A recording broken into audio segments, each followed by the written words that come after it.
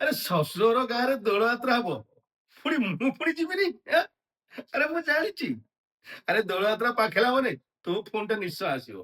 ମୋ ଭିଣେଇ ମୋର ଆସିବ କି ନ ଆସିବ ବୋଲି। ହଉ ହଉ ହଉ। କଣ କହିଲୁ? ଏଇପାଳି ହୋଲିଟା ବୁଧବାର ପଡୁଛି। ଆ, ବଢିଆ ବାରେ ପଡିଛି ଆଉ। ଜମିଗଲା ଏଇପାଳି। ତାହେଲେ ମଟନ ଫଟନ ଟିକେ କରିବ। ଆଉ ହୋଲି କି ହୋଲି ପୁରା ବୁଧବାର ପୁରା ଜମିବ। ଆଉ ଦୋଳ ଯାତ୍ରା ଟା ପୁଣି ଦେଖା ହବ ଆଉ। ହଁ। ହଉ ହଉ, ତୁ ଟିକେ ବ୍ୟସ୍ତ ହନା। ମୁଁ ତୋ ନାନୀ କି ପଚାରି ଦଉଛୁ ଆମେ କୋଉ ଦିନ ବାହାରିବୁ ବୋଲି। ହଁ ହଁ, ମୁଁ ପଚାରୁଛି, ରହ ପଚାରି ତାର ଫୋନ କରିକି କହୁଛି। ହଉ ରହ, ମୁଁ ତୋ ନାନୀକି ପଚାରୁଛି। ତୋ ନାନୀ କୁଆ ଗଲା କେଣି? ରହ ଆରେ ଆରେ ଝାଡୁ କରୁଛ କି? ଆଚ୍ଛା, ତମ ଗାଁ ଯାତ୍ରାକୁ ଆମେ କୋଉଦିନ ଯିବା?